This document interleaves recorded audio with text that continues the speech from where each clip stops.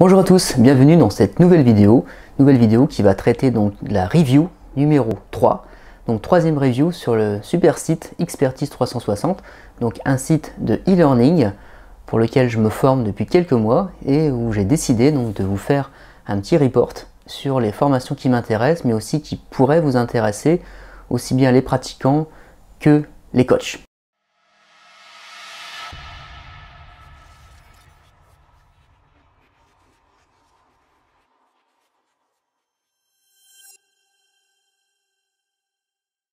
Je suis Jérôme Poison, coach sportif depuis 2003. Dans cette review, Christophe Thibaudeau, qui est donc canadien, est un coach donc basé sur l'entraînement en hypertrophie, mais pas que, il y a d'autres compétences. Vous pourrez aller voir sur le site tout son CV, c'est vraiment quelqu'un de qualifié. Et donc il nous parle dans cette conférence des 7 mythes sur l'hypertrophie musculaire.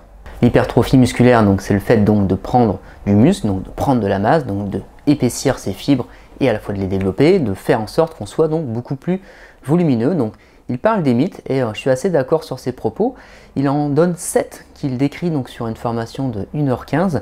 Donc là je vais vous le faire en quelques minutes. Comme d'habitude, je ne vais pas vous spolier sa formation parce que c'est son travail. Je vais vous faire un résumé de quelques points qu'il traite sur les 7. Mais je vais également vous donner mon avis et quelques tuyaux en plus sur mon expérience personnelle depuis 17 ans.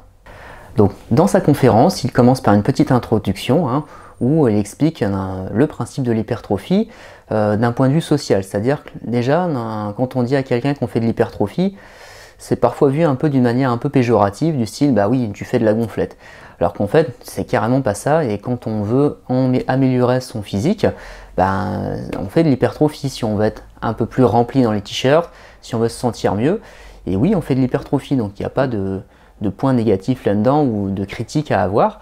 De même pour une personne âgée qui fait de l'hypertrophie musculaire, qui cherche à avoir plus de conditions physiques, qui cherche à avoir des muscles plus forts, plus fonctionnels, il aura forcément une meilleure qualité de vie s'il s'entraîne en musculation. Donc il y a aussi tout ce côté-là à penser dans une société où on s'est beaucoup axé sur l'apparence. Maintenant avec les réseaux sociaux, il faut être beau, il faut être musclé, il faut être en forme et sec toute l'année. Donc tout ça, ça a pris vraiment une grosse tournure. Et l'hypertrophie, aujourd'hui, il y a deux manières de voir les choses. C'est soit effectivement on pense côté gonflette, ou soit on pense côté santé, bien-être, puis aussi bien dans son corps, bien dans sa tête.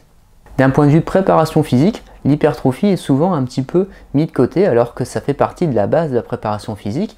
Évidemment, si on fait de l'entraînement musculaire pour être plus performant, comme on voit avec les sprinters ou comme on voit sur des sports de force, naturellement on va être plus musclé. Donc le fait d'augmenter son travail avec charge va augmenter une partie de la masse musculaire et donc augmenter votre force, votre puissance. Alors évidemment, on connaît tous des gens très secs qui sont très puissants, mais en général, si vous soulevez des poids, vous allez donc améliorer votre condition physique, vos qualités de force, de puissance, d'explosivité, et vous allez aussi prendre un peu en masse musculaire.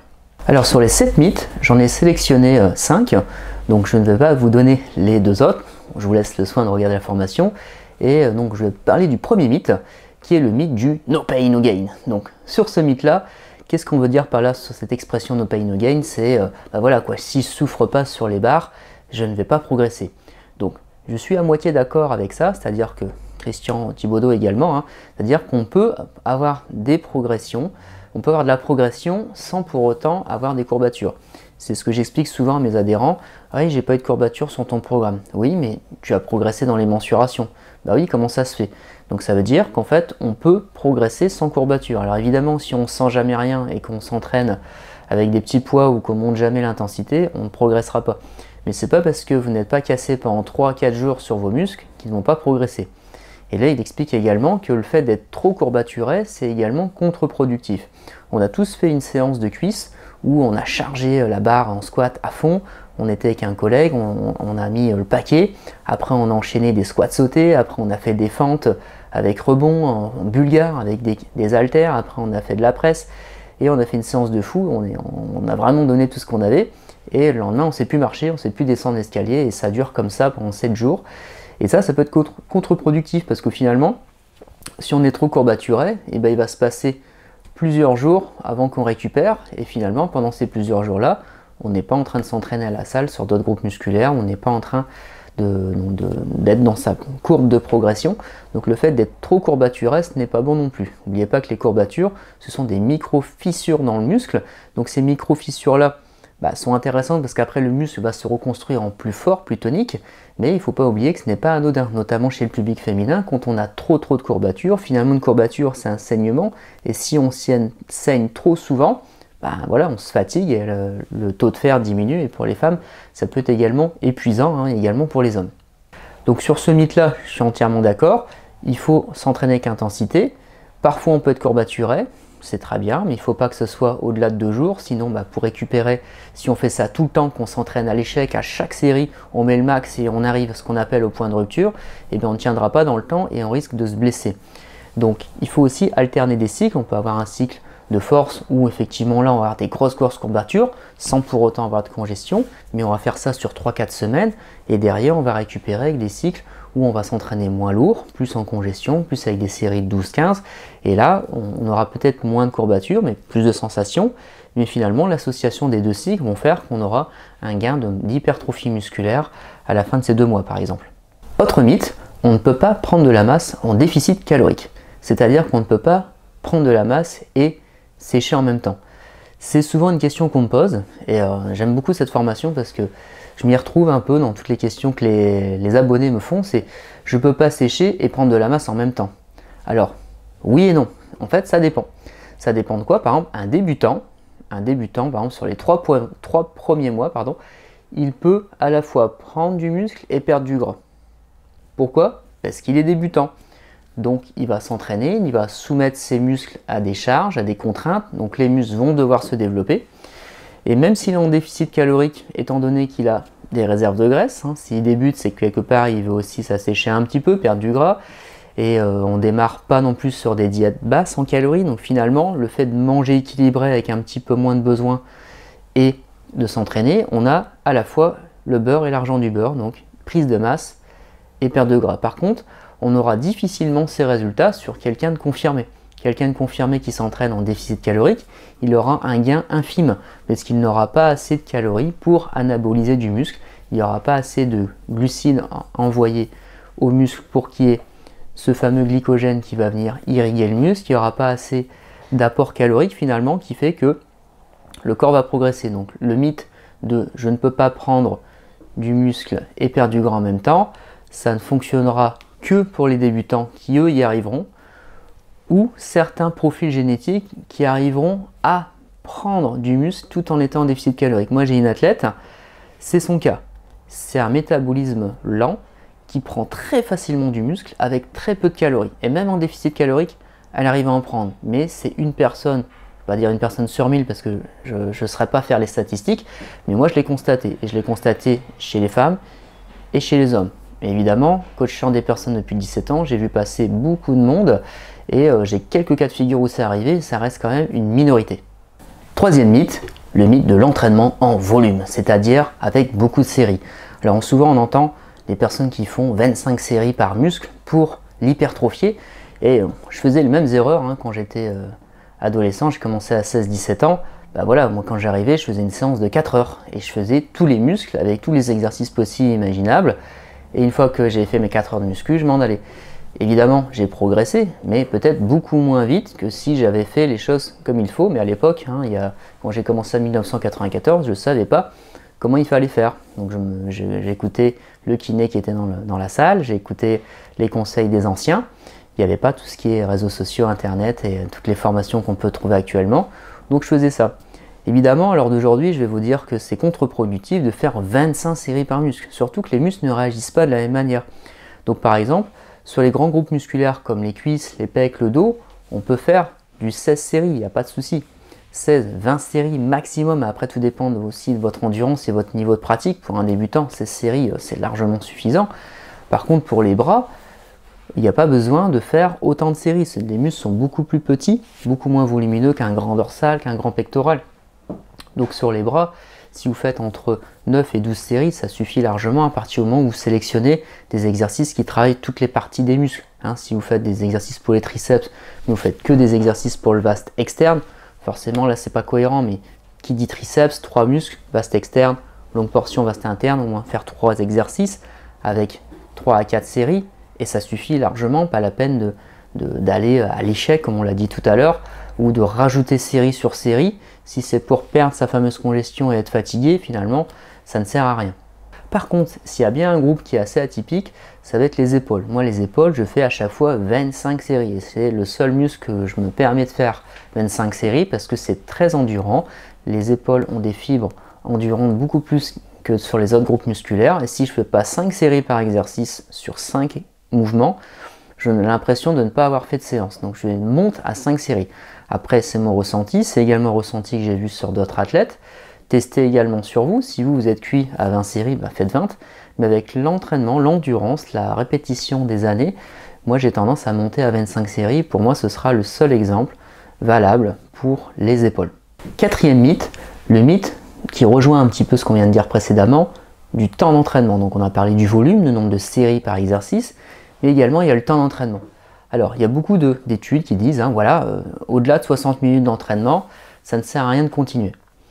Encore une fois, oui et non, ça dépend ce que vous faites dans les 60 minutes. On le voit très bien en salle, il y a des personnes, il reste 3 heures. Et moi j'ai fait ta séance, ça a duré 3 heures. Je comprends pas parce que souvent les séances, je les teste avant, je les teste moi-même sur différents cycles, et moi je torpille tout en 1h15. Mais après, je cravache, c'est-à-dire que je suis focus sur mon entraînement. Et quand les personnes disent qu'ils font 3 heures, je ne comprends pas comment ils font 3 heures. C'est simple, en fait, ils font une série, ils prennent le téléphone, ils scrollent, ils discutent avec un copain, ils reviennent, ils boivent un coup, il y a trop de latence, c'est ce qui fait que leur entraînement dure trop longtemps. Donc pour en revenir sur le mythe des 60 minutes, si vous faites 60 minutes à intensité maximale, évidemment, au-delà de ça, ce n'est pas la peine. Mais quand on dit 60 minutes, c'est... moi j'ai le temps d'échauffement, le petit cardio à la fin, donc finalement dans les 60 minutes, je fais 1h15 d'entraînement, mais si j'enlève 10 minutes d'échauffement, 10 minutes de cardio, je suis à 50 minutes, et effectivement au bout de 50 minutes, 60 minutes, je suis cuit si j'ai mis une intensité importante. Si vous prenez par exemple un crossfitter qui va enchaîner un WOD avec squat, pompe, burpee, et puis qui va enchaîner des kettles et qui va faire des fentes sautées, etc. S'il fait ça sur 6-7 tours en 45 minutes, il va avoir un énorme volume d'entraînement où il va être complètement rincé au bout de 45 minutes. Par contre, vous prenez le gars qui fait son petite série de développé couché, qui va aller tchatcher la nana, qui revient, qui regarde son portable et qui squatte 1 heure la machine Smith que vous attendez depuis un quart d'heure, et que sa séance elle dure la matinée, évidemment il va dépasser les 60 minutes, et c'est pas pour autant qu'il aura un gain physique ou qu'il va être fatigué, c'est juste qu'il n'aura pas assez travaillé dans son temps d'entraînement de 7 heures. Donc pour résumer sur ce mythe, si vous faites 60 minutes intensifs, effectivement on est rincé, donc là il faut arrêter sinon c'est contre-productif, et on le sent également pour ceux qui travaillent en hypertrophie musculaire.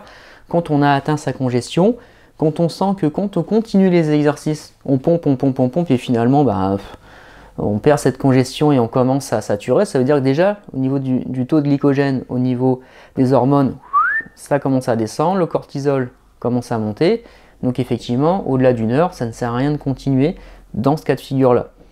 Si vous avez la capacité de continuer parce que vous sentez qu'il y a encore du jus, que vous avez encore du pump, allez-y, mais ça dépend. Il y a des fois on se rend compte, on va à la salle, on a une pêche d'enfer, on fait une séance d'1h15, 1h30, et il y a des fois, 1 heure on est cuit, on est cuit, dans ce cas-là on arrête au bout d'1 heure, ça ne sert à rien de vouloir faire plus. Allez, je vous en fais un petit dernier, le 5e pour moi, évidemment je vous laisserai voir les 2 autres et surtout le contenu détaillé de chaque propos, parce que là je m'inspire, je vous donne des éléments que Christian évoque, et bien sûr lui il les décrit en long, en large, en travers d'un point de vue scientifique. Là moi je vous les rends d'une manière donc accessible, mais aussi pour vous donner un petit peu l'eau à la bouche. Donc 5e mythe, c'est celui que je préfère, c'est le mythe de l'entraînement avec des techniques d'intensité pour débutants. Donc ça j'adore parce qu'en fait souvent on me dit tiens cette fille là elle débute, voilà tu lui as fait un programme basique. Et sa copine qui s'entraîne dans l'autre salle, elle a aussi un programme basique. Oui. Et alors ouais, mais attends, elle a du tirage, elle a du leg extension, de la presse et du tirage vertical. Et l'autre aussi, elle a du tirage vertical, leg extension, la presse et machine fessier. Ouais. C'est comme dans tous les sports en fait. Tous les sports, il faut commencer par la base. Si vous faites de la danse, vous n'allez pas faire une chorégraphie tout de suite, vous allez apprendre les pas de base. Si vous faites du tennis, il faut apprendre voilà, quoi, à taper dans la balle d'un côté, de l'autre, le revers, le smash, tout ça, ça s'apprend au fur et à mesure avant de pouvoir élaborer un programme d'entraînement par rapport à vos points forts, vos points faibles. Et tout ça, c'est le principe d'un entonnoir. C'est-à-dire que moi, je pars d'une base, la personne, elle débute, donc il faut commencer par des mouvements de base. Et après, plus elle avance, plus on va pouvoir faire des choses personnalisées, plus on va pouvoir utiliser des fameuses techniques d'intensification. Donc sur ces fameuses techniques d'intensification, ça ne sert absolument à rien à faire ça à un débutant. C'est comme le principe de régime. Les filles, elles mangent déséquilibré et du jour au lendemain, elles font un régime drastique. C'est comme si demain, vous n'avez jamais fait de sport, je vous mets une barre à 150 kg en squat et on y va. C'est sûr que le lendemain, au niveau des cuisses, vous allez les sentir. Mais est-ce que c'est ça qu'il faut faire? Certainement pas. Donc, quelqu'un qui débute en nutrition, on lui met des menus équilibrés, sans même être en déficit calorique, avec du sport, il mincit déjà, il perd en masse grasse. Pas besoin de faire de régime. C'est ce que ne comprennent pas les gens en général. Ils passent du coq à l'âne, je mange mal, à je mange plus rien. Et je mange plus de glucides, donc je perds 3, 4 kilos par semaine, je suis content. Mais après, ça fait des ravages, effet yo-yo et compagnie, vous connaissez. Et sur l'entraînement, c'est la même chose. On connaît tous des coachs qui ont fait faire, ou bien nous-mêmes, on a vu telle méthode, tel athlète qu'on suit, on va faire la même chose alors qu'on débute, et au final, on est complètement cassé et on ne continue pas. Donc quelqu'un qui débute, il a juste intérêt à faire les exercices de base sur machine, 3 séries 15 répétitions, petite minute de repos, 3 fois semaine maximum, un half body et l'entraînement bas du corps en alternance ou full body selon le nombre de fois où il s'entraîne. Il mange équilibré et dès le premier mois, il peut perdre 3 kg minimum, baisser de 2% en masse grasse et ça suffit. Par contre, le mois d'après, le programme un petit peu plus dur. Et au bout de 6 mois, là oui, on peut commencer à aborder des techniques d'intensification placées par-ci par-là. Des séries dégressives, des supersets, des séries en statodynamique, toutes les méthodes qui existent et qui sont vraiment très efficaces pour se développer mais qui n'ont rien à faire chez un débutant. Donc pour un débutant, on fait des séries de base et ça suffit, tout comme une nutrition, manger équilibré et ça suffit.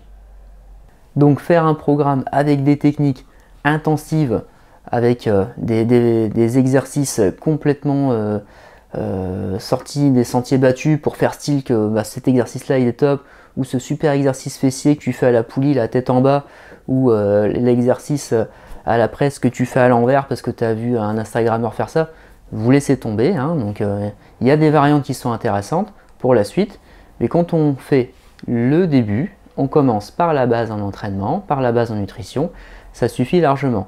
Donc le mythe de je commence par un entraînement intensif ou un entraînement à la mode pour avoir plus de résultats ou pour avoir le meilleur physique possible, vous laissez tomber. Il faut toujours commencer par n'importe quel sport ou comme n'importe quel art, que vous faites de la danse, de la musique, il faut commencer par ces gammes, il faut commencer par la base, tout simplement.